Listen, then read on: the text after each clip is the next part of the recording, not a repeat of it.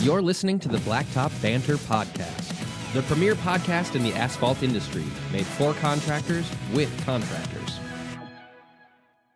Hey everybody, welcome back to another episode of Blacktop Banter.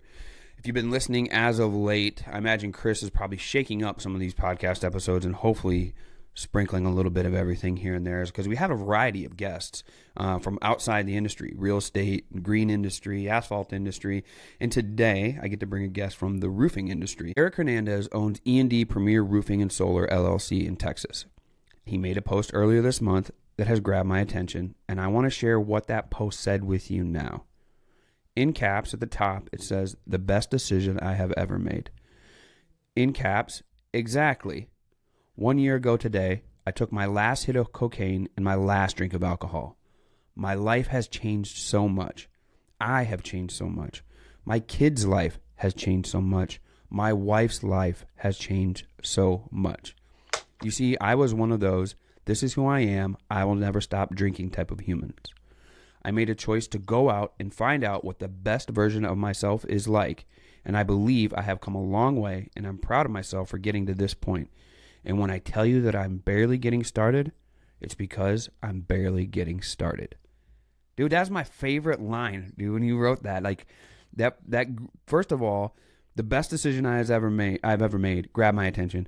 And then when we got to the bottom, like, once you said I'm barely getting started, I was like, oh, okay, cool. Yeah, I don't even need to read anymore. Like, I'm excited to follow along. So thanks for joining us, man. And honestly, thanks for being transparent and posting that.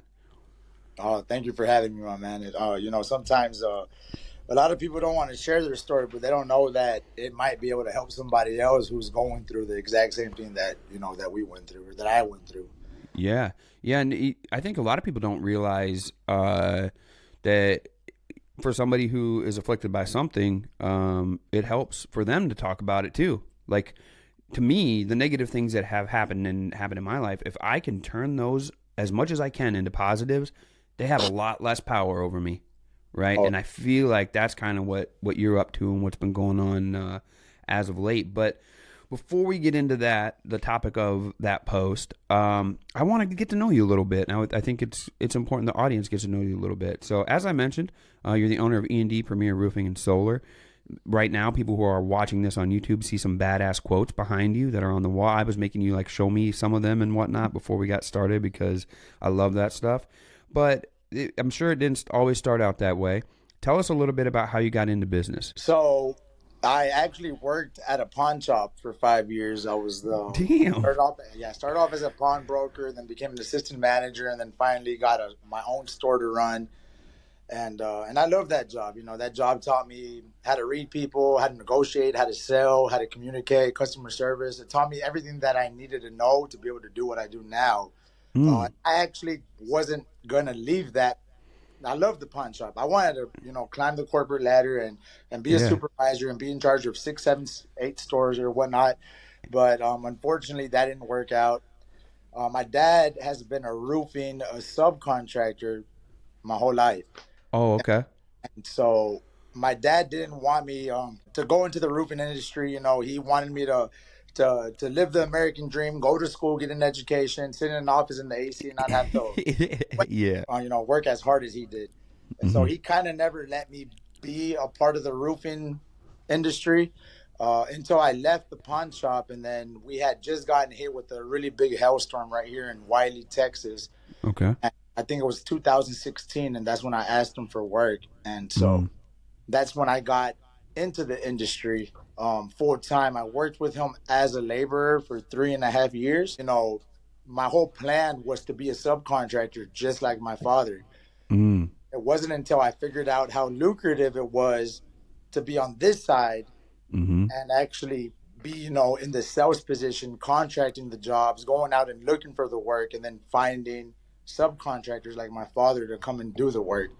And then that's when the light bulb went off in my head. And then 2018, I started kind of selling some jobs here and there. I would sell the job and then help my dad do the work.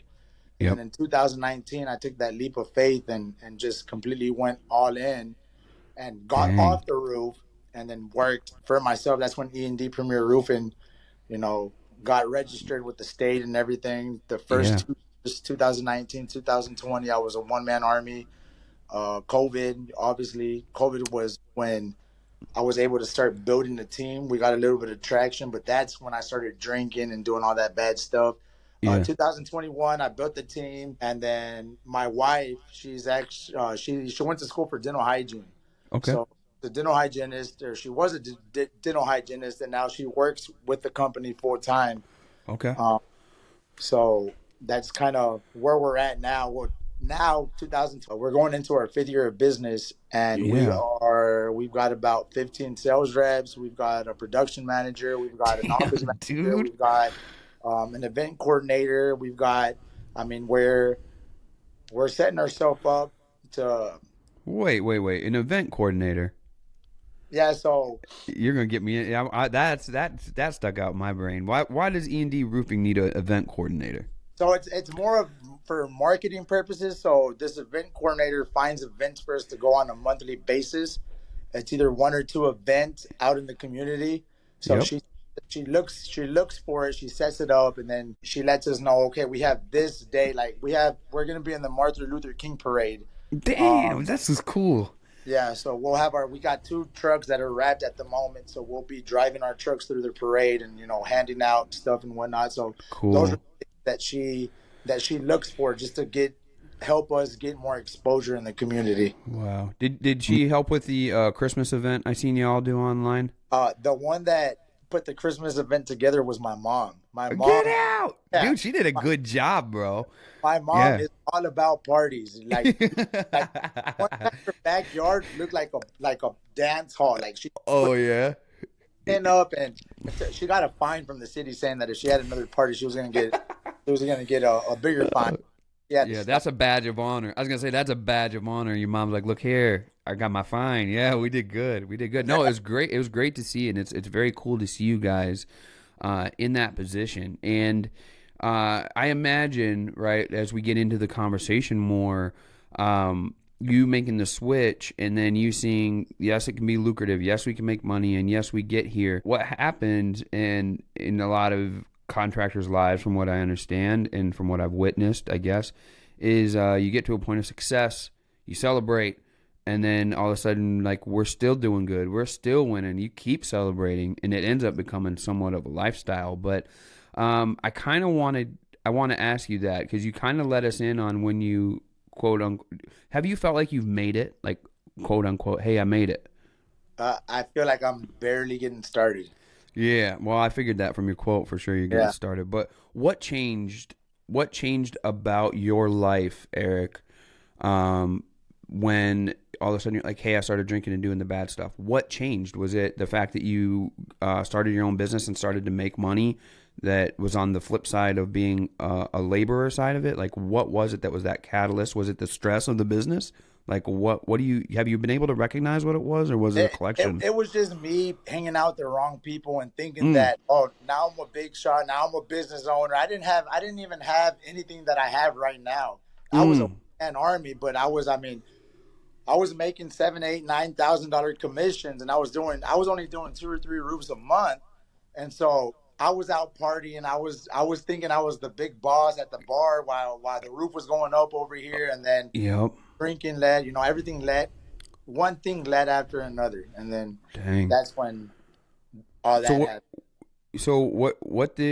So that's what changed. Your atmosphere changed, right? Like, especially, dude, you go from working your ass off and being tired at the end of the day and wanting to go to sleep to like, well, I got time, the guys are out doing whatever, and the jobs are good. I'm not working my guts out every day. I'm doing 3 jobs a month, and we're doing this and then doing decent. But so we got in on what changed. But when you said one thing led to another, you talked before about the cocaine part of it, and how long was it like that you was like drinking, hanging out, that it switched to cocaine, or was it just like boom? And then how did that affect your day to day?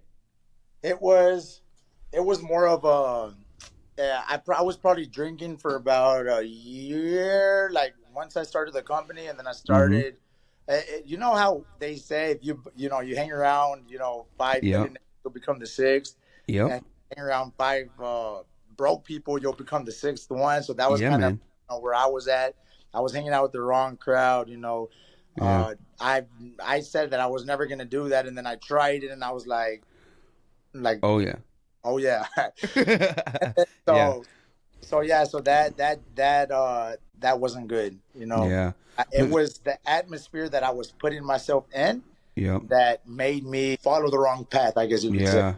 Well, the other part of that question that I had was like, what ended up changing then from day to day? Like, how did Eric change? Like, to where you were like, yeah, this is like this is detrimental. This is destroying. Like, what things did you see come from a result of that addiction? Well, I stopped working, I stopped producing, I would Mm-hmm. put off work. Mm-hmm. So it would be more like, oh, well, fuck it. I'll just go tomorrow and I'll do this and I'll do Oh that. yeah. I was putting everything off. And then even when I did start building the team, I was still drinking and I was still doing the drugs. Yep. So we would all go out to eat to lunch at a sports bar, and then I would ask for shots and then shots and then shots, and then I would call somebody to bring me some, some stuff, and then it would Yep. just, fuck it, we'll go tomorrow. Yeah. And then, so it was just it was just like I So said, you one thing led to another. Yeah, so you caught some success, started seeing this happen, and then just as quick as you were going up, it was starting to deteriorate just as quick. So Yes. then you have you're pushing deadlines, right? And you're trying to get stuff up. You're dealing with clients that expect it at a certain time, or not at a certain time, or finish at a certain time. Things start to snowball, right? So then it's hard to get your feet back under you, I would imagine, right? When we get to that point. So you get to that point, but you also get to a point where tell us about the point where I would imagine on this journey you're like, this is a problem, and this is a problem that I have to kick. What was that like? What was that moment like? And then what was your actions when you had that revelation and that Well, feeling? the cocaine was more. I knew it was a problem that as soon as I would smell the alcohol, I was Yep. already wanted to to call. You Damn, know, it was like a leapfrog. Like as soon as you did it, it led right to it. as soon as I would have that Damn. first taste, that first smell, like I was already wanting We're going the all the way. You're going yeah. all the way. Damn, bro. So and then I was having a lot of problems at home too. Mm-hmm. Mm-hmm. Yeah. That's what makes it tough, right? Like that's the same thing. It can be anything, bro, that causes that. Same thing on my end. Like I probably have a work addiction, or at least had a bad one, right? When we got started. Same thing, causing problems at home, taking attention away. I would be a different person, right, than if I wouldn't have been doing what I shouldn't have been doing, right? Sure. And that ends up being what starts to be the catalyst. So you realize you have this problem, and you realize you need to make a change. What do you do at that point? Oh man, it was just from one day to another, just like damn, like I'm tired of this shit. Yep. And so I just woke up and I was like, fuck it, I'm done. Damn, really? He was like, "Pff, nope, done. I got in a lot of arguments and a lot of trouble, and I made a lot of promises, and I'm gonna stop here and I'm gonna stop there, and then Yeah. I just never did it until one day I got fed up with my own shit, and I was like, I'm done. Damn, dude. I went cold turkey, started going to the gym, I started keeping my mind focused, I got a lot more intentional at work, and then What type of stuff were you consuming? What type of things made you not? I'm not talking about like the other stuff. I'm talking about what type of content, what type of things were you putting in your brain and in your ears and whatnot to make you say, all right, this is what I want to do. I'm going to start going to the gym. I'm going to start focusing. I'm going to start doing this stuff. Like, what was it? Did you have an influence like that, or was it social media? it was like the podcast. I started listening to podcasts every morning. To Mike Claudio's the Big Stud podcast. I Yeah, started shout out to Mike Claudio, the big stud, yeah, for sure. Mike Claudio, 100%. And then it was Ryan Stewman from Apex Oh, from heck yeah. every morning. Andy Frisella, Yeah. the Real AF podcast. I mean, it was just all of that. I think what helped out the most was putting myself in the room with other individuals, high level performers, Yep. right? Putting myself in a different atmosphere, and so that's when I joined Mike's Coaching group. Okay. It was the champion circle. So I was a part of the champion circle for 2 years, and that is it's a year-long coaching program. Yep. But we meet in person every quarter, right? Yep. So we would fly to South Carolina or wherever the event was being held at, and so I was putting myself in a room with other high-level entrepreneurs. Yes. So surrounding myself, how I said earlier, you hang around five millionaires, six, and you hang around five drug addicts, will become the six. So I started changing the people that I was hanging out with, putting myself, in the same room. Yeah, that's a huge statement, man, because I talk about a lot, like controlling your atmosphere. Like, that's how you do it. I think people who are in situations where they want change, they look in the mirror and they're like, I have to change. Like, I have to put it all on me. But they don't realize, like, what you realized. You put yourself in a room with those people, you're going to start to change by osmosis. Because I'm going to be honest with you, I like talking to high performers. I like being around high performers. Those high performers aren't going to give a shit if I'm around if I'm not becoming a high performer myself, right? Exactly. And I'm not going to have stuff to talk with them about. I'm not going to have anything to resonate with them with. And it just causes you to make changes that get you to another level if that's where you decide to go.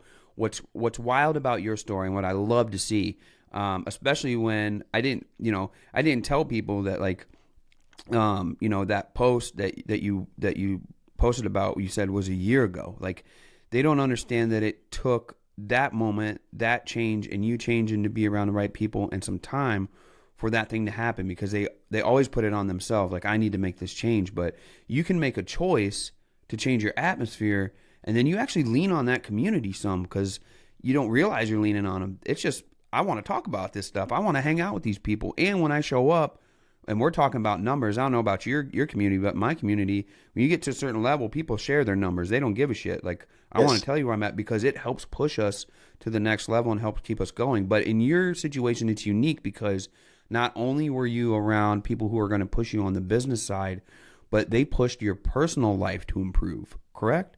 Mm-hmm. No, for sure. It's all about becoming the best version of yourself. That's something that they push a lot. In my opinion, Dynapac CC900G roller is the best roller on the market for driveway and small parking lot paving contractors. The seismic technology in these rollers is unbeatable for the smoothness and compaction they provide. Take my word for it, or visit Dynapac.com to find a dealer near you. Hey, Blacktop Banter fans, this is Michael with Aquafault. Aquafault is the only permanent repair material for asphalt and concrete that uses water. And installation is simple. Just pour, add water, and tamp. It's that easy. An Aquafault repair can be open to traffic immediately and fully sealed within 24 hours. Visit aquafault.com to learn more.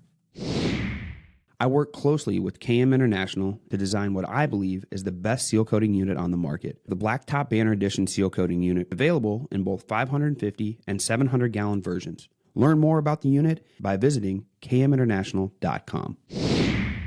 Quick startups, fume-free, automatic agitator shutoff, a splash-proof lid, and pumping on demand, these features are essential for any serious asphalt maintenance contractor. Elevate your game with the Crafco SuperShot line of melters by visiting crafco.com today. Hi contractors, it's Kyla from Wiscoat.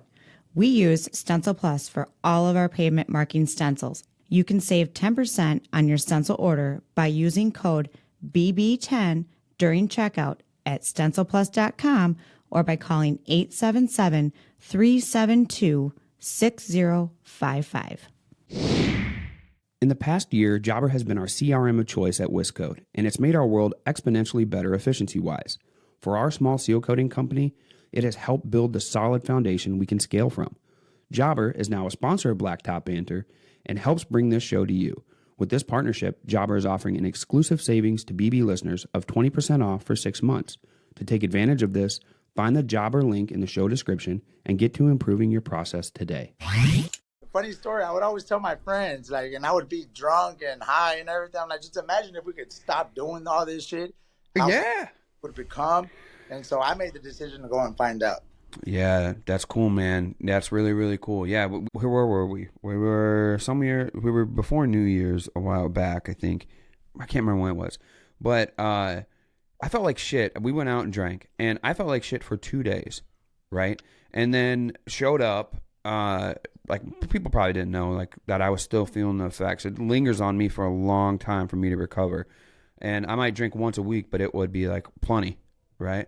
And I felt bad, dude, because I wasn't performing at the ability that I knew I could, right? Like that's the worst thing. I'm an introspective person, and here's this chemical, right, that causes me to react in my life in a way that gives people less than what I'm capable of.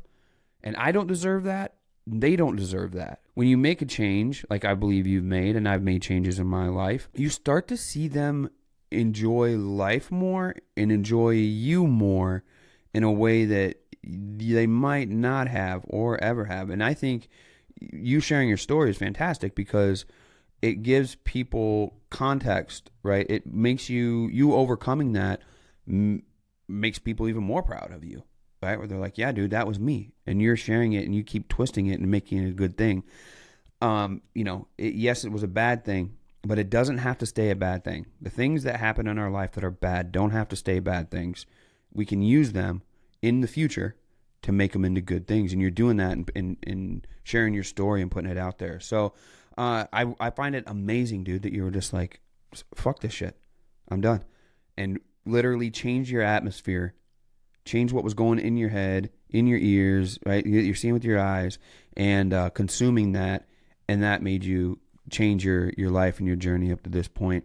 What would you recommend for somebody, like for a piece of advice, if they're dealing, it doesn't have to be alcohol or drugs or whatever, but they're dealing with something that they know is keeping them from being the less than best version of themselves? Changing your atmosphere, it's changing your atmosphere, putting yourself in a different environment. Obviously, like if I don't want to drink anymore, I'm not going to go around the same crowd that constantly always drinking or doing, those sorts of things. Yeah. So I had to exclude myself for a while from all my really close friends because I had to gain control before I could go back and hang around them. And I still go and hang around them now, but I think it's changing your atmosphere, like you mentioned. Yeah. What you put in your head. More than anything. What did you do? Because I know they're probably like, Eric, where you at? Man, we're going out. Like, what are we doing? Like, how did you weather that storm? Oh man, they would say everything. Like, man, like Daisy's mad at you, huh? That's why you're not drinking. You don't care about us. Yeah, like that type of stuff. So how long do you plan on not drinking? Like it was just like, man, I don't know. I got to a point where I'm like, I don't know, but I'm not drinking today. Ask me tomorrow. Yeah, I heard somebody the other day, dude, was a guy, and he was like, I've been sober. I can't remember where I heard it at. I feel bad that I'm not giving credit where credit is due, but it was somebody who had a friend that had been clean from alcohol for 30 years. And the guy said, how have you been able to do it? Like, how have you been able to stay clean 30 years? And he said, one day at a time. And I was like, damn. Like, he gets up and fights that. I know where it was. I heard it on Andrew Huberman's recent interview with David Goggins. And he was like, that was his, Andrew Huberman was like, yeah, he said one day at a time. And it made me think about how we got to keep ourselves in check every day. Because if you stopped one time, right? If you stopped on the track that you're on now one time, you run the risk. Like, you run the fucking risk of running it back again. Then you got to fight to get yourself back out of it again. So I really like that piece of advice, man. And I think that's the thing that really improves. What have you seen by staying clean from cocaine and alcohol and stuff, like in your life? Have you seen more production, better relationships? Like, you talk about, my life has changed so much, my kid's life changed so much. What has changed where you're like, this is it? I mean, everything has gotten better. I don't argue at home anymore. My kids aren't afraid of me. Yeah, it's a big deal. That's a big deal, and something to be hella proud of, bro. Like, it's a big deal. It's a big deal, buddy. It's a big deal, dude. I mean, it's so easy in society to just get followed up with all of that stuff, and they tell us it's all right. But when you're at home, it's not all right, right? And then that's the big thing, dude, is like the changes. And now you got your team, right? Your team sees you changing. Oh, especially I think that was one of the biggest things is that when I did stop, I don't think a lot of people, I think when I was drinking here at the company, a lot of people didn't take me serious because I was always drunk. I wasn't showing up to the office. I was coming to work twice or three times a week. And now that I'm like working out every single day in the morning, I've lost almost 100 pounds. I'm getting in shape. Like I'm starting to get physically fit. Oh, hell yeah. Like I feel like everybody like looks up to me now and like, damn, like if Eric fucking changed his life, we can do it too. Yeah. You set the bar, bro. Like you set the bar, and like not only are you setting the bar for your team there, you're probably setting the bar for your family now, the people around, like your mom, like everybody. And to me, that's the type of people I want to be around and people in my circle. So, you wanted to be around a certain type of people so that it could change your life. Now I'm willing to bet, probably without you even knowing, I want to. That's why I asked you. I want to get to know you. Like I want to be around those type of people who are raising the bar up really high. And people, I think, underestimate that, Eric. They underestimate the fact that if they self-improve so much, it can improve their business and the people who are on their team's lives by just them being the example and you changing it is like, damn, all right, bro, let's make it happen. I love it, dude. I love your story. It's a great story. I'm going to ask you to come back, dude, in like a year. We'll do it again. You'll make a post and be like, exactly 2 years ago today. And I'll be like, all right, cool. We're going to go back in 2 years and see how everything went. Where can people follow you online, Eric? So I mean, on my Facebook page, it's Erick Hernandez. My roofing company, it's E&D Premier Roofing on Facebook, and then on Instagram is EDP_roofing. And I'm following you on Facebook, bro. I love y'all's story. I'm gonna tell you one thing before I let you go. You want to know how I know you're doing it right? I read your story, so therefore I know you weren't drinking. I seen that Christmas party. I know you weren't drinking. I know you weren't high, but you were smiling. But everybody in that videos around you was smiling bigger. Like they're happy, bro. They're super happy, and it's like sometimes I watch a lot of Ed Milet, right? And Ed was like, I watched a video the other day. I sent it to my son, and it was Ed. He's like, at some point, somewhere along the line, there's one person that makes a change, and it completely changes their trajectory of their family forever. And I think sometimes something like you've been through, your trajectory could have been one way before you started drinking and doing drugs and doing everything. But that trajectory might have been, let me scoot back a little bit here. That trajectory might have been like this. But because of what happened to you and because of because of the changes you made, your trajectory might be like this now. So that's what makes me tune in to stories like yours, because without the bad thing, you may not have went as hard as you're going now. You may not be built into the person that you are now without the bad thing.